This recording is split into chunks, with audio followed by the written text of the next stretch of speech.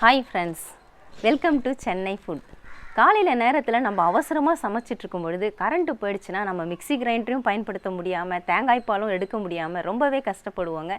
இனிமேல் அதுக்கு அவசியம் இல்லைங்க. மிக்ஸி கிரைண்டர் கரண்ட் இல்லைனா கூட 2 நிமிஷத்தில் நம்ம தேங்காய் பாலை ரொம்ப சுலபமாக எடுத்துடலாம். அதை எப்படி எடுக்கிறதுன்னு தான் இன்றைக்கி வீடியோவில் பார்க்க போகிறோம். வாங்க பார்க்கலாம்.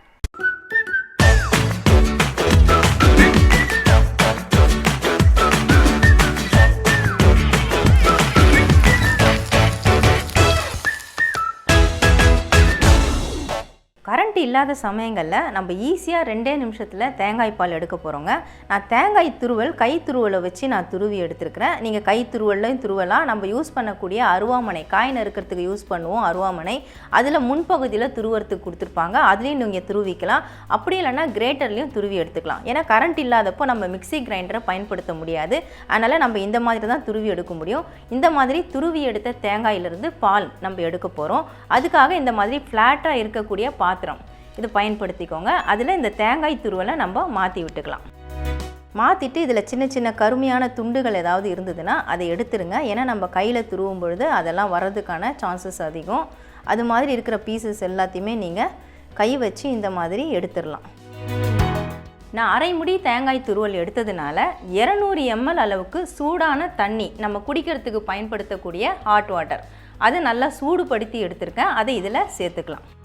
சூடான தண்ணி சேர்க்கும் பொழுது அதில் இருக்கக்கூடிய பால் எல்லாமே ஈஸியாக வெளியேறும். அதுக்காக தான் நம்ம சேர்க்குறோம். தண்ணி சூடாக இருக்கிறதுனால நம்ம கை வைக்க முடியாது.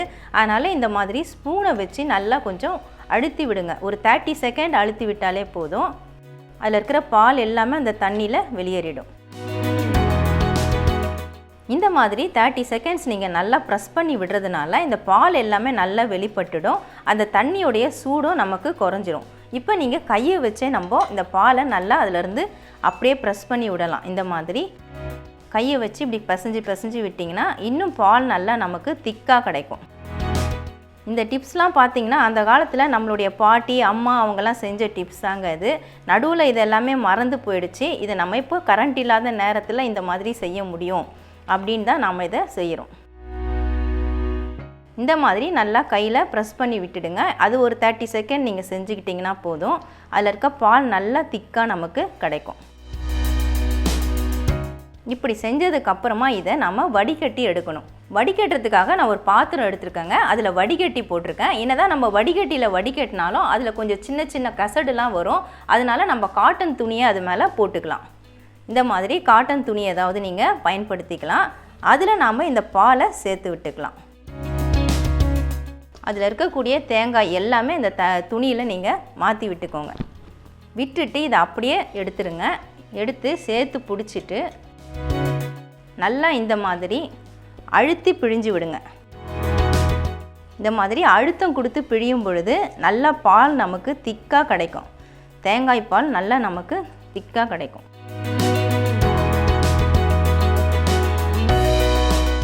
இதில் இருக்கக்கூடிய பால் எல்லாத்தையுமே நான் பிழிஞ்சிட்டேங்க. சப்போஸ் உங்களுக்கு மிச்சம் அதில் பால் இருக்குமா அப்படின்னு டவுட் இருந்ததுன்னா செகண்ட் டைம் நீங்கள் மறுபடியும் அதே மாதிரி ஹாட் வாட்டர் ஊற்றி லைட்டாக பிழிஞ்சு எடுக்கலாம். ஆனால் அந்த பால் ரொம்ப தண்ணியாக இருக்கும். அதை நீங்கள் ஆப்பம் மாவுக்கு பயன்படுத்திக்கலாம். இல்லைனா தோசை மாவில் சேர்த்து தோசை ஊற்றுறதுக்கு பயன்படுத்திக்கலாம். நான் இதில் ஒரு தடவை தான் பால் பிழிஞ்சு எடுத்திருக்கேன். இது நமக்கு தேவையில்லை.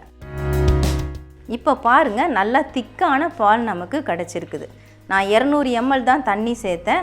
நம்ம மிக்சியில் அரைச்சி பாலை பிழிஞ்சு எடுத்தால் எந்த அளவுக்கு நமக்கு திக்காக கிடைக்குமோ அதே அளவுக்கு பால் நமக்கு கிடச்சிருக்குது. பாருங்கள், நம்ம சமைச்சிட்டு இருக்கும்போது சில நேரம் அடுப்பில் குழம்பு கொதிச்சிட்ருக்கோம். நம்ம தேங்காய் அரைக்கலான்னு அப்படின்னு நினச்சிட்டே இருப்போம். அந்த நேரம் பார்த்து கரண்ட்டு போயிடுச்சுன்னா ஐயோ நம்ம சமையல் நின்று போயிடுச்சே, நம்ம குழம்புல தேங்காய் சேர்க்க முடியலையே அப்படின்னு யோசிப்போம். அந்த மாதிரி சமயங்களில் இந்த மாதிரி சட்டுன்னு நீங்கள் பால் எடுத்து அதில் சேர்த்து நம்மளுடைய சமையலை நம்ம முடிச்சுக்கலாம். அதே மாதிரி ஆப்பம் இடியாப்பம் இதெல்லாம் நம்ம மார்னிங் பிரேக்ஃபாஸ்ட்டுக்கு ரெடி பண்ணிவிட்டு தேங்காய் பால் எடுக்கலாம் அப்படின்னு வெயிட் பண்ணும்பொழுது கரண்ட் இல்லை, மிக்ஸி கிரைண்டரை பயன்படுத்த முடியல, என்ன செய்கிறது அப்படின்னு யோசிக்காமல் அந்த சமயங்கள்லையும் நீங்கள் இந்த மாதிரி தேங்காய் பால் எடுத்துக்கலாம். இது மாதிரி எடுக்கிறதுனால நமக்கு நல்ல திக்கான தேங்காய் பால் கிடைக்குது.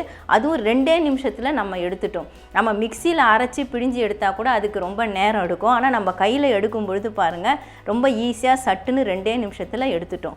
இது ஒர்க்கிங் உமன்ஸுக்கெலாம் இந்த டிப்ஸ் ரொம்பவே யூஸ்ஃபுல்லாக இருக்குங்க. மார்னிங் டைமில் டென்ஷன் இல்லாமல் இந்த மாதிரி நம்ம செஞ்சுட்டு கரண்ட் இல்லைனாலும் பரவாயில்ல, மிக்ஸி கிரைண்டர் பயன்படுத்த முடியலனாலும் பரவாயில்ல, இந்த மாதிரி நம்ம எடுத்துகிட்டு நம்மளுடைய சமையலை நம்ம முடித்து ரொம்ப ஈஸியாக நம்ம சமைச்சு முடிச்சுட்டு நம்ம வேலையை நம்ம பார்க்க ஆரம்பிச்சிடலாம்.